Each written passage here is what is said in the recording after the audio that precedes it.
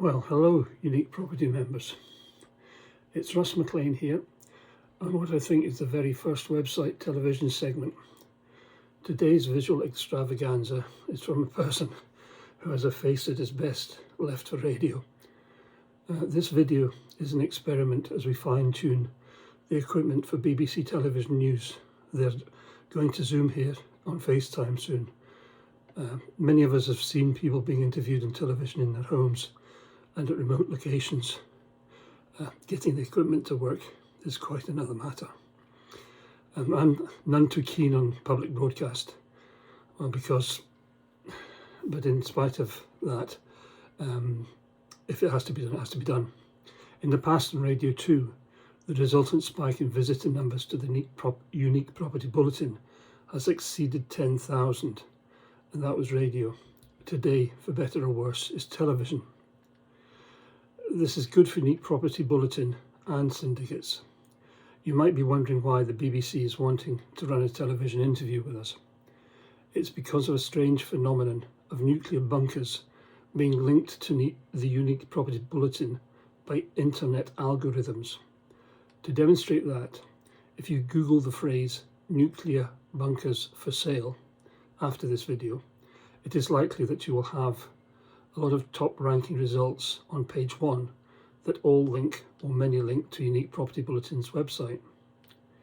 Many of you now own shares in Unique Property Bulletin Limited, and the larger our readership, the higher this increases our net asset value of shares.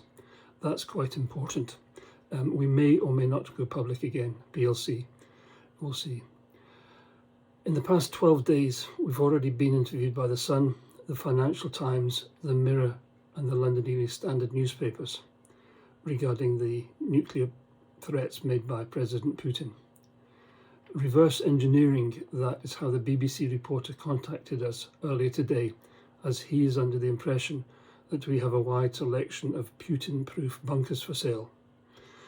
Counterintuitively, my advice to Rob, the reporter from the BBC, was not to buy any former MOD, that's Ministry of Defence, properties, such as the bunkers that the United Kingdom War Monitoring Organisation sold off in the 1990s. President Putin's maps may be old and out of date, and if they are, then he will still have some of his missiles targeted on the remaining 900 MOD bunkers that are left, and that's not a good thing. So anyone wanting to avoid the big kaboom, do not buy a target-rich nuclear bunker. Far better to buy a structure such as an anonymously located underground water reservoir. These are big rooms underground, often over-engineered by the very solid Victorian Gothic architecture style.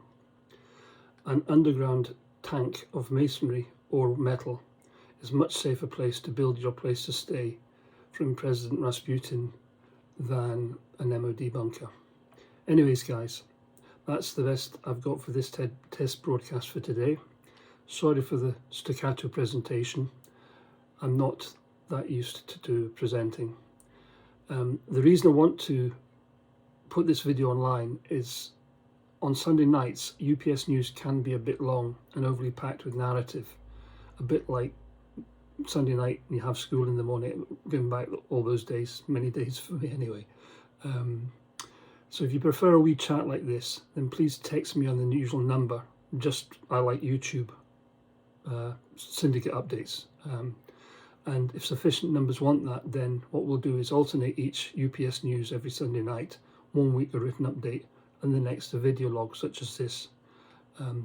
Hopefully that'll give us some variety and flavour and make it less academic.